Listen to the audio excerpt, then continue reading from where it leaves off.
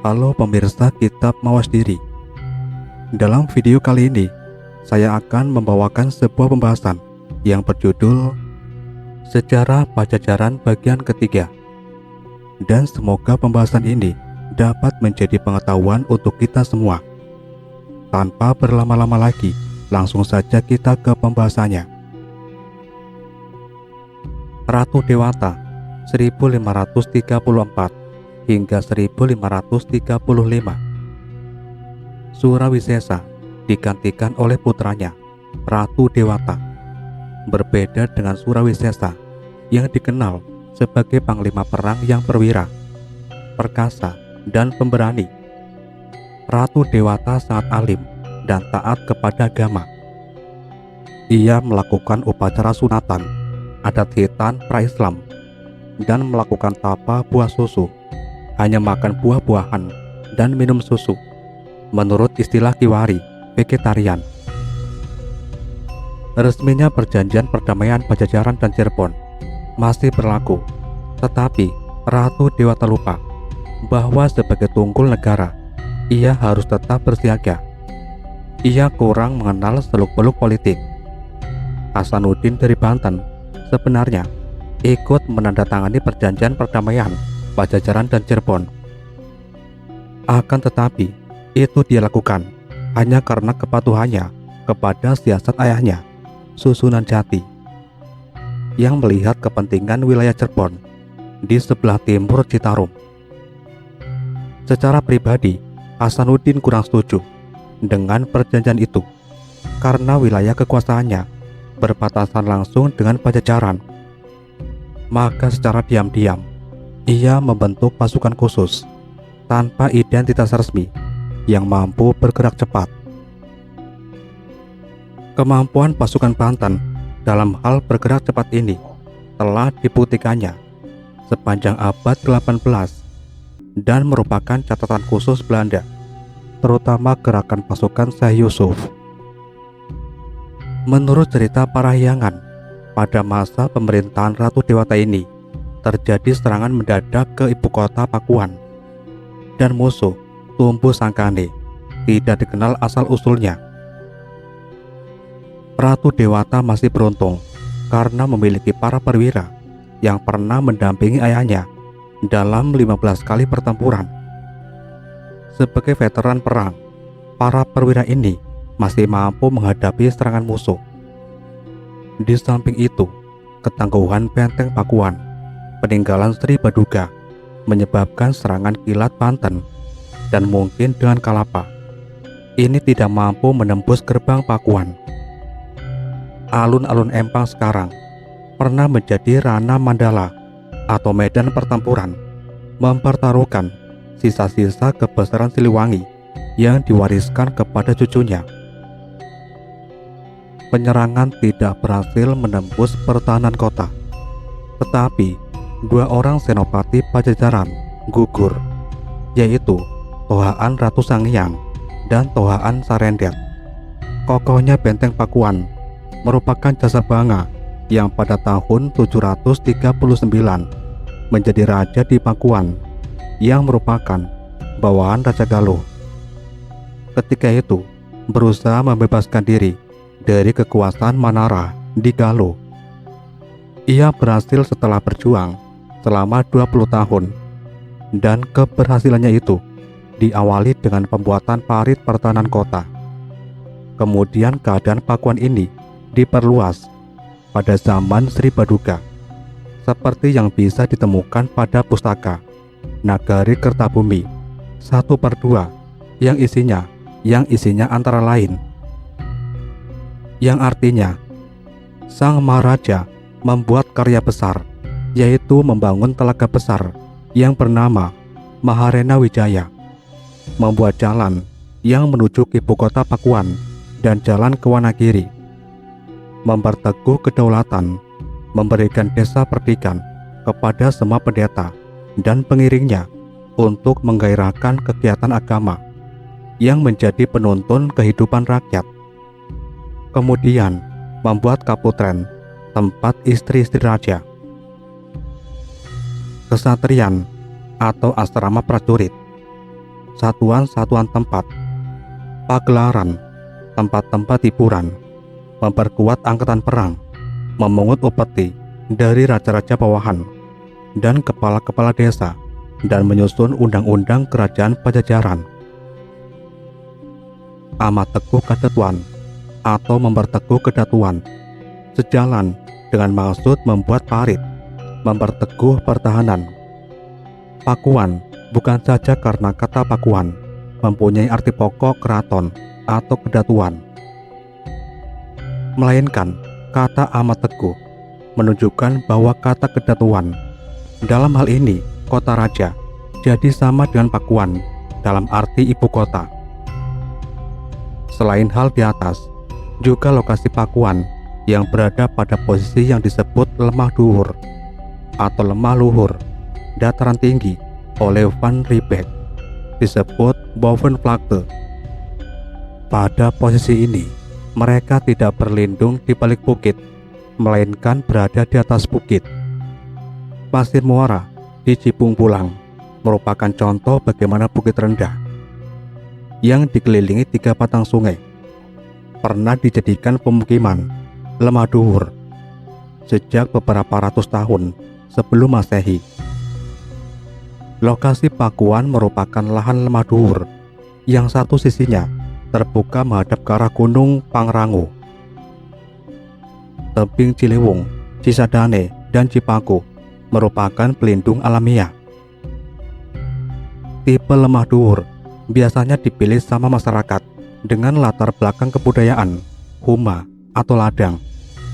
Kota-kota yang seperti ini adalah Bogor, Sukabumi, dan Cianjur. Kota seperti ini biasanya dibangun dengan konsep berdasarkan pengembangan perkebunan. Tipe lain adalah apa yang disebut Garuda Ngupuk. Tipe seperti ini biasanya dipilih oleh masyarakat dengan latar belakang kebudayaan sawah. Mereka menganggap bahwa lahan yang ideal untuk pusat pemerintahan adalah lahan yang datar, luas, dialiri sungai, dan pelindung di balik pegunungan. Kota-kota yang dikembangkan dengan corak ini, misalnya Garut, Bandung, Tasikmalaya, Sumedang, memiliki 2 persyaratan tipe ini. Kutamaya dipilih oleh Pangeran Santri menurut idealisme pesisir Cirebon karena ia orang Sindangkasih atau Majalengka yang selalu hilir mudik ke Cirebon. Baru pada waktu kemudian Sumedang dikukuhkan dengan pola Garuda Ngupuk pada lokasi pusat kota Sumedang yang sekarang. Gagal merebut benteng kota, pasukan penyerbu ini dengan cepat bergerak utara dan menghancurkan pusat-pusat keagamaan di Sumedang, Ciranjang, dan Jayagiri yang dalam zaman Sri Paduka merupakan desa kawikuan yang dilindungi oleh negara. Sikap Ratu Dewata yang alim dan rajin bertapa menurut norma kehidupan zaman itu tidak tepat karena raja harus memerintah dengan baik. Tapa brata seperti yang dilakukannya itu hanya boleh dilakukan setelah turun tahta dan menempuh kehidupan manuraja sunyinya seperti yang telah dilakukan oleh Wastu Kencana. Karena itulah Ratu Dewata dicela oleh penulis cerita Parahyangan dengan sindiran kepada para pembaca. Maka berhati-hatilah yang kemudian janganlah engkau berpura-pura rajin puasa. Rupa-rupanya penulis kisah kuno itu melihat bahwa kalimat Ratu Dewata itu disebabkan karena ia tidak berani menghadapi kenyataan. Penulis kemudian berkomentar pendek, begitulah zaman susah. Yang keempat, Ratu Sakti 1543 hingga 1551. Raja Pajajaran keempat adalah Ratu Sakti. Untuk mengatasi keadaan yang ditinggalkan Ratu Dewata yang bertindak serba alim, ia bersikap keras, bahkan akhirnya kejam dan lalim. Dengan pendek cerita Parahyangan melukiskan raja itu. Banyak rakyat dihukum mati tanpa diteliti lebih dulu salah tidaknya harta benda rakyat dirampas untuk kepentingan keraton tanpa rasa malu sama sekali. Kemudian, raja ini melakukan pelanggaran yang sama dengan Dewa Niskala, yaitu mengawini istri larangan di Kaluaran, wanita pengungsi yang sudah pertunangan. Masih ditambah lagi dengan berbuat skandal terhadap ibu tirinya, yaitu bekas selir ayahnya. Ketika itu, ia diturunkan dari tahta kerajaan. Ia hanya beruntung karena waktu itu sebagian besar pasukan Hasanuddin dan Fadilah sedang membantu Sultan Trenggono menyerbu Pasuruan dan Panarukan. Setelah meninggal, Ratu Sakti dipusarakan di Pengpelengan. Yang kelima, Ratu Nilakendra 1551 hingga 1567. Nilakendra atau Tohaan di Majaya naik tahta sebagai penguasa Pajajaran yang kelima. Pada saat itu, situasi kenegaraan telah tidak menentu dan frustasi telah melanda segala lapisan masyarakat. Carita Parahyangan memberitakan sikap petani Wong Humadarpa Memangan Tan Igar Yantan Pepelakan, yang artinya petani menjadi serakah akan makanan, tidak merasa senang bila tidak bertanam sesuatu. Ini merupakan berita tidak langsung bahwa kelaparan telah berjangkit. Frustasi di lingkungan kerajaan lebih parah lagi. Ketegangan yang mencekam menghadapi kemungkinan serangan musuh yang datang setiap saat telah mendorong raja beserta para pembesarnya memperdalam aliran keagamaan Tantra. Aliran ini mengutamakan mantra-mantra yang terus-menerus diucapkan, sampai kadang orang-orang yang bersangkutan merasa bebas dari keadaan di sekitarnya. Seringkali untuk mempercepat keadaan tidak sadar itu, digunakan minuman keras yang didahului dengan pesta pora makanan enak. Lawasnya Ratu Kampa Kalawan Panan, Tatan Agama, Gian Kualia, Memangan Sadrasa, Nusurup, Kasangkan Benghar, yang artinya karena terlalu lama raja tergoda oleh makanan, tiada ilmu yang disenanginya kecuali perihal makanan lezat yang layak dengan tingkat kekayaan. Selain itu, Nilakendra malah memperindah keraton, membangun taman dengan jalur-jalur berbatu di balai, mengapit gerbang larangan, kemudian membangun rumah karamat, balai popot sebanyak 17 baris yang ditulisi bermacam-macam kisah dengan emas mengenai musuh yang harus dihadapinya. Sebagai penganut ajaran Tantra yang setia, ia membuat sebuah bendera keramat, Ngi Buddha Sang Hyang Panji. Bendera inilah yang diandalkannya menolak musuh.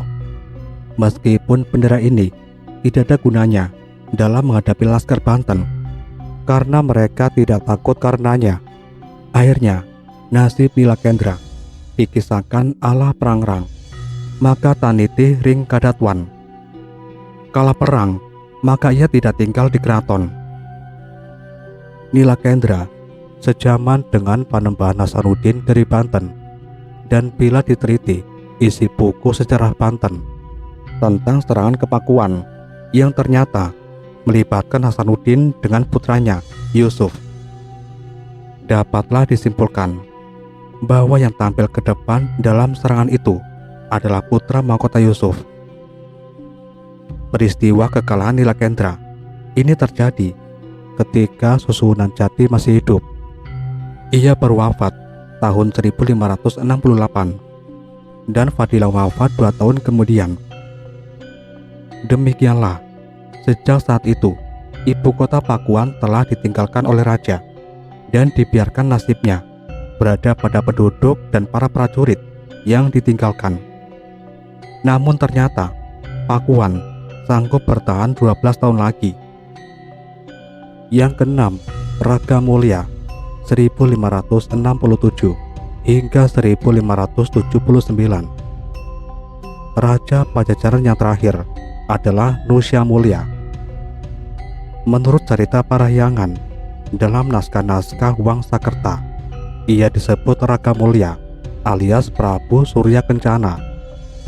Raja ini tidak berkedudukan di Pakuan, tetapi di Pulasari, Pandeglang. Oleh karena itu, ia disebut Pucuk Unum atau Panembahan Pulasari. Mungkin raja ini berkedudukan di Keduhejo, Kecamatan Menes pada lereng Gunung Palasari. Menurut Pustaka Nusantara III dan Kertabumi, yang artinya Pajajaran lenyap pada tanggal 11 bagian terang bulan Wesaka tahun 1501 Saka, kira-kira jatuh pada tanggal 8 Mei 1579 Masehi.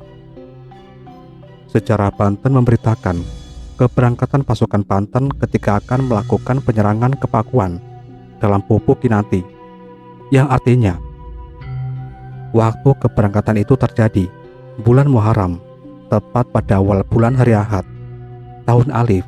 Inilah tahun Sakanya 1501.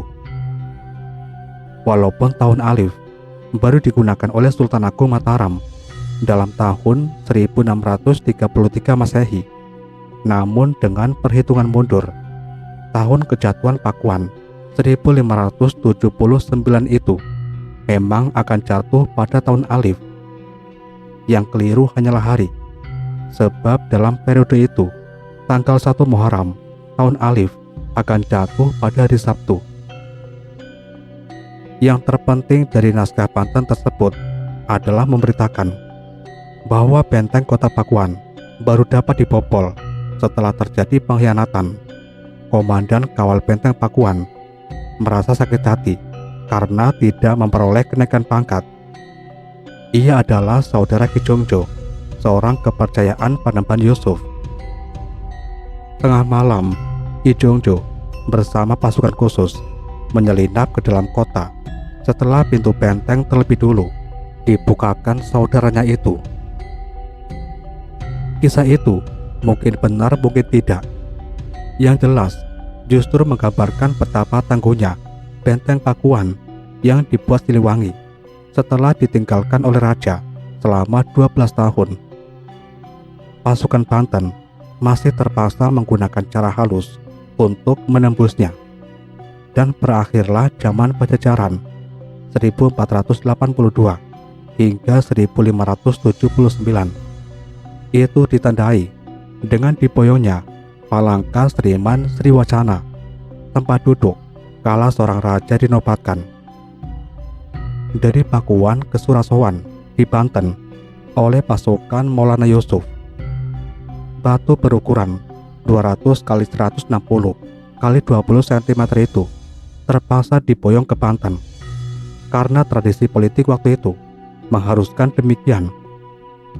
Pertama, dengan dirampasnya Palangka tersebut, di Pakuan tidak mungkin lagi dinobatkan raja baru.